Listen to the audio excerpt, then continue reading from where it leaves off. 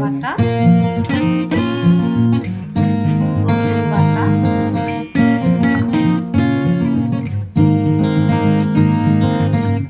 পরিমাণ মতো নুন,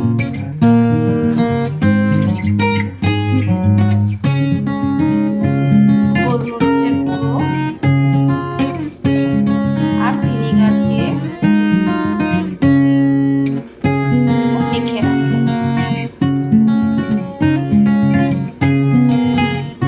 চিকেন আর চিংড়ি মাছ ম্যারিনেশন হয়ে গেছে। এইবার সবজিগুলোকে কেটে মিক্সচার করার জন্য চাউমিনটা সেদ্ধ করে নিয়েছি।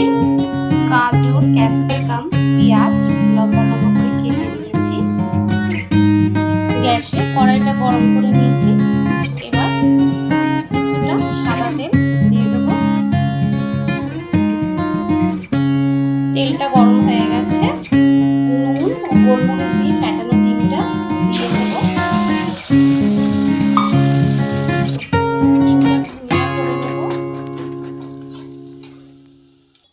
ডিমের ভুনিয়া হয়ে গেছে। এবার এই তেলের মধ্যে ম্যারিনেট করা চিকেন আর চিংড়ি মাছটা আমি ফ্রাই করে নেব।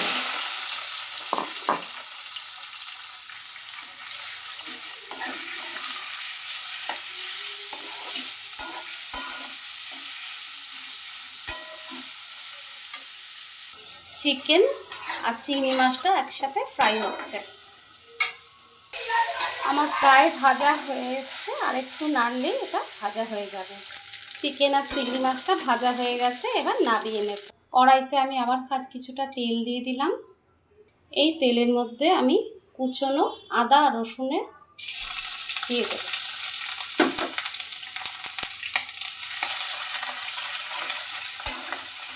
এটা একটু ভেজে নেব।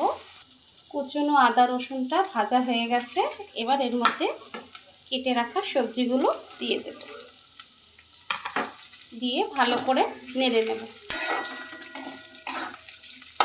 প্রায় 2 মিনিট নাড়াচাড়া করব। এর মধ্যে অল্প একটু নুন দিয়ে দেব।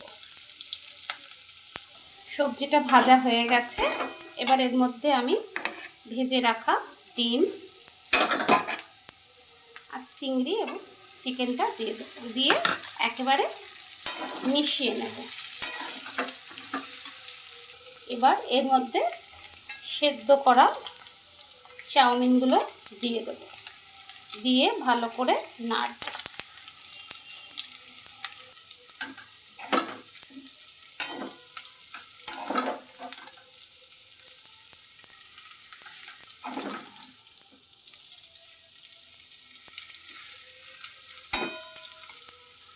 এবার এর মধ্যে পরিমাণ মতো নুন,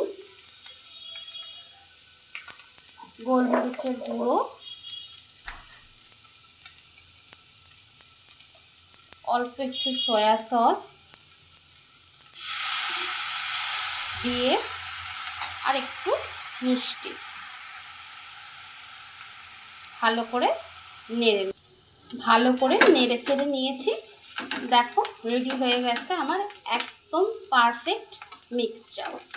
এবার এটা নামিয়ে নেব। রেডি হয়ে গেল একদম দোকানের মতো মিক্স চাউমিন। এইভাবে করে একবার অবশ্যই ট্রাই করো আর আমাকে কমেন্টে জানিও।